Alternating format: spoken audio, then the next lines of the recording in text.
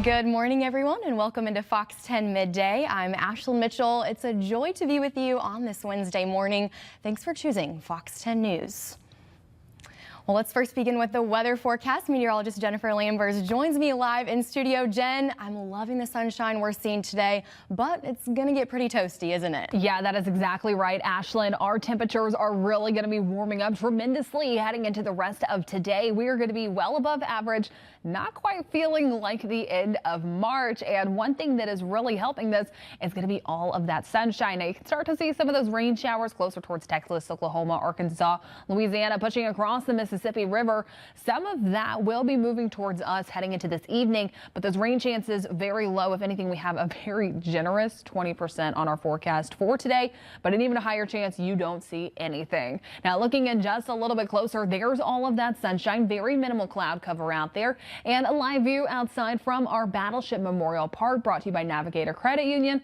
Look at those calm water conditions over Mobile Bay. Things look nice. Traffic moving smoothly on the Bayway and the Causeway, and temperatures right now just resting in the lower 70s and some calm winds out there at this time. Now, temperatures as we get further along into the rest of today, they're going to be even higher than what we're seeing out there right now. It's very isolated upper 60s. Everywhere else just starting to see some of those lower to mid 70s.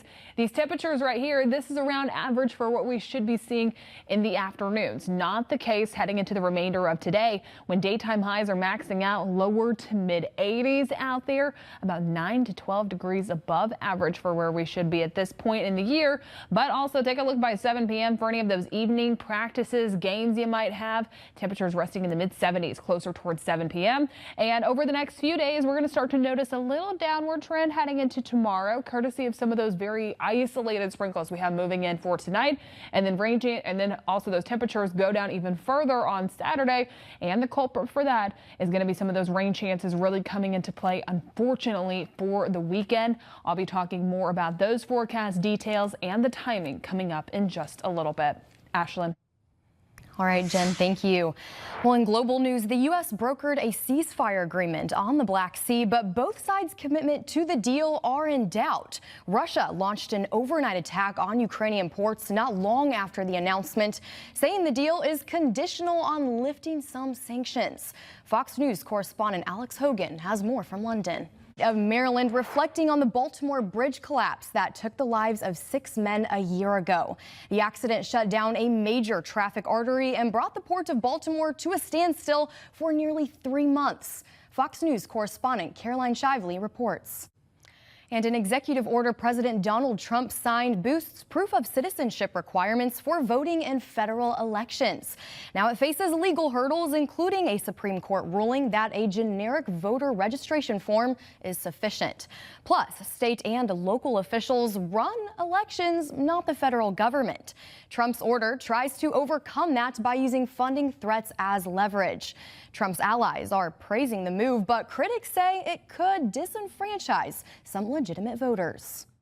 I think it's a great executive order. It makes all the sense in the world. Democrats have fought this. They think it will cut down on voter turnout. It will suppress the vote. Fewer people will be able to get to the polls.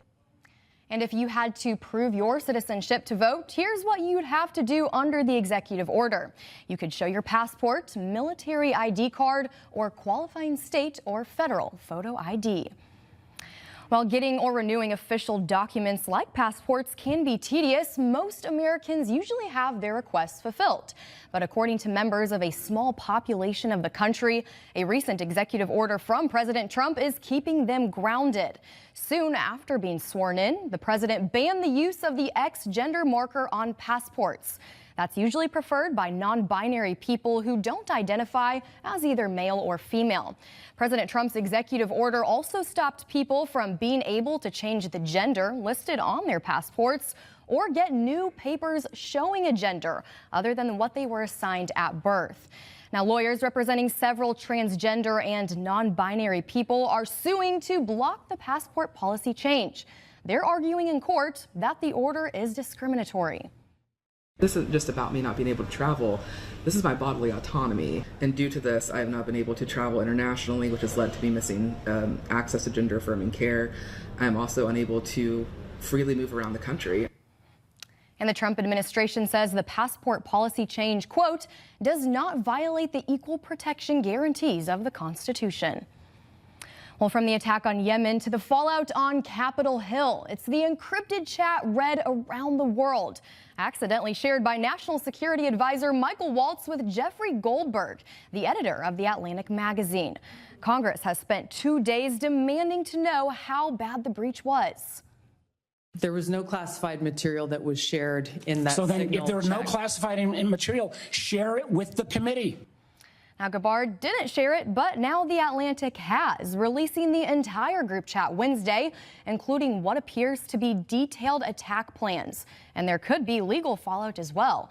A watchdog group is suing top Trump officials on that chat for violating the Federal Records Act. Now, we've got some breaking news at this hour. Just a little more than an hour ago, a judge formally accepted the plea and sentencing recommendation of a Mobile man accused of a fatal shooting related to a drug deal back in 2023. Fox 10's Brendan Kirby is in the news center with the very latest on this case. And Brendan, this had been heading to trial this week. Brendan, thank you. Well, meanwhile, the Alabama Cruise Terminal is getting a bit of a makeover before passengers board the Carnival Spirit in October. And not only will it look better, the city says it will also enhance the entire experience. Our Stephen Moody has more. Well, straight ahead on Fox 10 News, Burns Estate Planning is talking about the hidden risks in retirement. Plus, Dexter fans get ready to welcome back a couple of familiar faces to the ever-expanding franchise. That story in about 15 minutes. Jen. And also taking another look at your forecast, a live view outside down on Dauphin Island. Things are sunny, they're calm, just a light breeze out there. Looks like a few folks getting out there and enjoying what the conditions have to offer. But over the next few hours, it will be warmer out there than what we've been seeing really for the past few weeks. Temperature is going to be maxing out right around 70 degrees, feeling great with mostly sunny skies. I'll talk more about your forecast coming up when we come back. And a couple of horror movie first looks and a look at favorite franchise characters returning to the Dexter universe. Fox's Ashley Dvorkin has a look at these stories and much more in today's Hollywood Nation News. Coming up, the city of Mobile says they have a plan in place if Wave Transit bus drivers strike. Plus, Family Dollar is getting a second chance. That story and much more in your business news when we come back. Is hoping to stave off what it's calling a looming crisis as Wave Transit workers could soon head to the picket lines. The city of Mobile is getting a plan in motion if workers do strike. Tuesday, the city approved $100,000 for expanding MoGo services in Mobile. This would be to supplement Wave Transit routes if workers do go on strike. Now, the chamber launched the MoGo program last year, contracting with Via Transportation with a focus on helping workers get to their jobs. It has a 17-mile service zone on the east side of Mobile and offers free rides to various job sites. For other destinations, it's $1.25 per ride. Mobile Chief of Staff James Barber says if workers do strike, about 2/3 of Wave bus drivers would be off the job. The city is spending $10 million on Wave Transit and now a total of $200,000 on MoGo. Mayor Sandy Stimpson says a deep dive into public transportation needs to happen. And Mobile Mayor Sandy Stimpson says he's confident the plan to build a new bridge and bayway between the city and Baldwin County is on track. That's even with the shakeup of contractors. The Alabama Department of Transportation announced it's parted ways with Mobile Bayway constructors. That's the team that was going to design and build the new bayway. Now the team that's going to build the bridge will likely do both parts. Mayor Stimpson says he's been briefed by AlDOT. You can't say that it's not significant, okay? But I think that the way that AlDOT has set this up, in case there was a situation that happened like this, they had a backup plan, and that's why they can now just pivot. So I'm confident that they've pre-planned for an event like this and that they'll work their way through it. For now, AlDOT is continuing to negotiate a guaranteed maximum price for this process. It is also working through an application for low-interest federal loans. The agency is shooting for a groundbreaking by the end of the year. And a heads up for Pritchard Water residents, We Matter Community Association, along with Mobile Baykeeper, is hosting a town hall meeting next week. We're told the court-appointed receiver for the Pritchard Water Works and Sewer Board will give information about the status of the utility and answer some of your questions. According to Mobile Baykeeper, recent engineering assessments found that 70% of Pritchard's water pipes and 32% of sewer lines needed replacement. It is estimated to cost more than $400 million. And again, if you have any questions and plan on attending, that meeting will be held next Thursday, April 3rd at Sherwood Outreach Ministries. That's off Dunlap Circle, and the meeting starts at 6 o'clock. Now in Baldwin County, the Fairhope Volunteer Fire Department conducted training exercises on a house set to be demolished. The house was donated to the department by All right, Jen, thank you. In the meantime, Family Dollar is getting a second chance. A court date has been set for Boeing and what parents are chipping in to keep their adult kids afloat. Fox's CJ Papa has more in today's business headlines. Well, lava is erupting from Kilauea volcano in Hawaii once again. Scientists at Hawaiian Volcano Observatory say the volcano's 15th episode started on Tuesday. Located inside Hawaii Volcanoes National Park, it has been erupting on and off for over 3 months.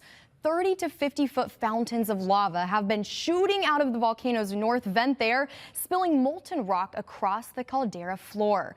Now, previous episodes have lasted somewhere between 13 hours to 8 days, with pauses ranging from 24 hours to 12 days in between. Thankfully, no residential areas have been threatened by the lava. Now, the volcano is one of the world's most active volcanoes. Well, straight ahead on Fox 10 midday, the Fun Bites food cutter claims to cut up your child's food quickly and easily. Well, we put it to the test in this week's Does It Work? You have to be really careful with the size portions you give your younger kids. Cutting up all those tiny pieces can often be time consuming. Now, Fun Bites is designed to easily, quickly, and creatively prepare your kids' favorite snacks with just one step.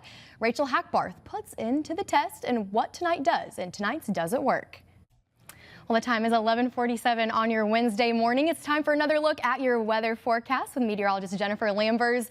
Jen, I know it's about lunchtime. People will be heading outside to grab a bite to eat. How's it feeling out there? Well, the good news, Ashlyn, is that it is feeling great. And just a reminder, right now is a great time to go ahead, download the Fox 10 weather app. Not only are you staying updated with the forecast, but also you can share what you're seeing and doing out there. And right now we're not getting some internet to it, but just a reminder, you can always just scroll down, press submit your pics and videos. That way you can share everything that you're seeing out there with us. But let's go ahead and dive deeper into your forecast at this time. And stunning conditions out in Orange Beach. I am absolutely jealous of all the folks that get to get out there and enjoy it. Quite a few spring breakers. I know that we're only going to continue to see this shot grow and grow with more people out there. Lots of sunshine, some warmer temperatures are expected. But right now we are resting in the upper 70s, dew points lower 60s. So look at that. Feels like temperatures even warmer once you take that humidity into account. Feeling a lot closer to 80 degrees for this Wednesday. Now here's the good and the not so good news. So today the rip current risk continues to stay low. It's going to look stunning out there and it'll stay that way heading into tomorrow. However, by Friday, our winds will be breezy out of the south. So we will start to see our rip current risk on the rise. So it'll be high on Friday, Saturday and Sunday. And the culprit for that is going to be those rain chances on Saturday. So unfortunately, it's looking to be impacting quite a few things that are taking on for this weekend. I'm hopeful that we'll start to see some of that holding off in the morning, coming later on in the afternoon and the evening. So right now, the touch of truck forecast, we do have some of those breezy winds, some isolated storms out there earlier in the day. Things ramp up a little later on in the afternoon. So hopeful that we can get out there, enjoy some of the fun, see some of the trucks out there earlier in the day. We are a sponsor of this, so Fox 10 will be out there. We want to see you too. Our whole team of Mets will be out there, and we really want to help benefit a great cause while having some fun. So as always, stay updated with us on our website for this fun Touch a Truck event. I'll have more details on a final look at your forecast coming up in just a little bit. But for now, here's a live view outside from our Scarlet Pearl camera down in D'Iberville, Mississippi. Things look great. It's calm. It's sunny. We'll be back with 3 to know before you go after this. And your 3 to know before you go today, it's game over for more GameStops. The company announced its plans to shutter a significant number of its locations over the next few months. Now, GameStops have been gradually disappearing. As we know, a decade ago, there were roughly 6,000 of them worldwide. Now, there's just over 3,200. Company officials say they've had trouble adapting to the streaming era and the way it changed consumer spending habits. Now, Merlin Entertainments, a global theme park operator, announced its plans to create new indoor roller coasters for its Legoland Florida and California locations. The new rides are expected to be completed in 2026, and the company plans to invest around $90 million into those two projects. While colors lit up the night sky over Finland last night, the northern lights were seen over the skies of Rovaniemi on the Arctic Circle for over half an hour. Strong auroras are common in the polar regions around equinoxes, but locals say this display was especially vivid and intense. In the northern hemisphere, March is generally considered to be one of the best months to see the aurora borealis. Oh, I'm hopeful I get to see it. Gorgeous. We'll be in Norway in about 2 weeks from now. Hey, bring us your pictures then. I know, up close. so real hopeful to be able to see that. Absolutely stunning. And hey, you remember last year when we actually got to see some of them here? I do. That was incredible. I never got to see them in person, but the pictures were spectacular. The pictures were great. Well, let's go ahead and take a final look at your forecast. Today, that 20%, it's very generous. It's mainly Washington, Clark County later on this evening. Just some sprinkles, but warm today, upper 70s Thursday, Friday, and we'll keep you updated with those rain chances on Saturday. Have a backup plan for any of those outdoor plans, and for any of those events taking place, just make sure you're checking in with event organizers. All right, and wear your sunscreen too. I was outside at the beach yesterday. I got roasted. Do not be me, but enjoy the sunshine out there. Thanks for watching Fox 10 News. We'll see you at 3 o'clock.